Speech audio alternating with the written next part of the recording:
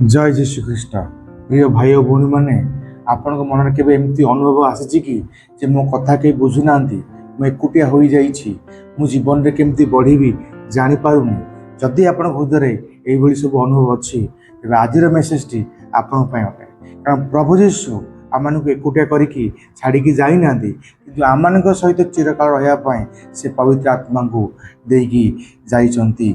Johan 14 पर्व 26 पदरे आउ आज आम जाना जे पवित्र आत्मा आम जीवन में कौन कौन सब करते मु 4टी पॉइंट को बाछी आ से पॉइंट माध्यम आम जाना जे पवित्र आत्मा आम कौन सब करते। पॉइंट नंबर 1 पवित्र आत्मा आमर साहाय्य कर। जोहन पुस्तक 14 पर्व 26 पदरे प्रभु जीशु पवित्र आत्मा को आमर साहाय्यकारी भाव में आ प्रकाश कर।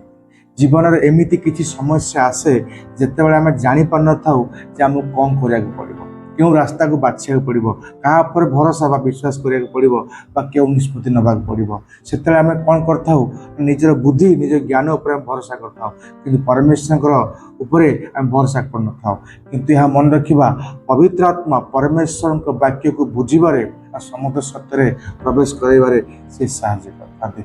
जदि आपण एकुटिया निजको अनुभव करुछंती ताले आपण प्रार्थना करी कहतु पवित्र आत्मा को हे पवित्र आत्मा मते सिखाओ मते साहाय्य करो आ पवित्र आत्मा आपन को दया करे। पॉइंट नंबर 2 पवित्र आत्मा आमन को शिक्षा दियंती।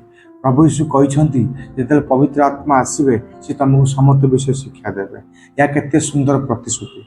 प्रिय भाई भौणी मैंने आम मैंने बाइबल पढ़ू किंतु अनेक समय बाइबल पढ़ला बाइबल किसी पद गुड़ा को आमको बुझापी कष्ट होता है किंतु से आप पवित्र आत्मा निकट प्रार्थना कर पवित्र आत्मा ये वाक्य को मत बुझा आ बल दियो आ पवित्र आत्मा आपको साहाय्य करेंगे।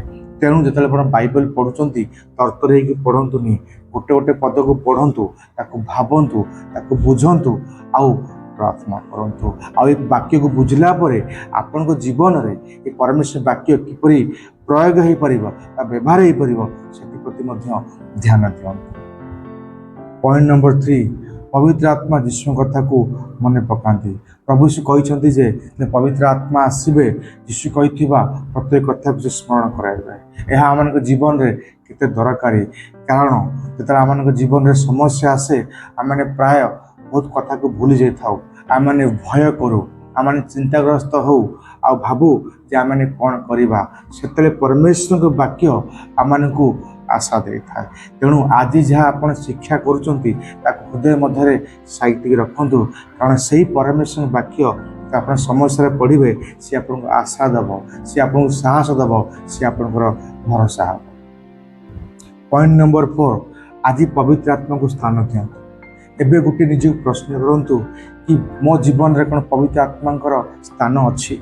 आम अनेक समय निजे इच्छा अनुसार चली था जीवन को अतिबाहित करता किंतु आज कौन परमेश्वर इच्छा अनुसार चलने चाहती तेज आपको प्रार्थना करा तेज आपको बाइबल पढ़ा पड़ो परमेश्वर कथा को मानिया पड़ो चर्च को जावाक पड़ो आ सहित सहित प्रभु विश्वास करुवा आ विश्वासी मान सहित सहभागिता रखा। तेणु आज प्रत्येक दिन किसी समय को बाहर करूँ जो समय आप प्रार्थना करें आ बाइबल पढ़ी पारे आ कहतु जे परमेश्वर प्रभु यीशु मो जीवन को आपन इच्छा अनुसार चलांतु।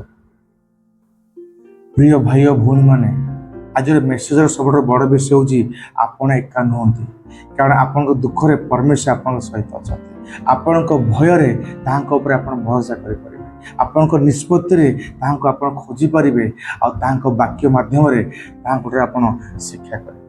जदि आज वाक्य आपको आशीर्वाद करी वाक्य को निहाती शेयर करूँ कमेंट करूँ आउ सब्सक्राइब करूँ जहाँ द्वारा प्रभु यीशुंकर महिमा प्रभु यीशु बहुल मात्रा आपको आशीर्वाद करूँ। बहुत बहुत धन्यवाद।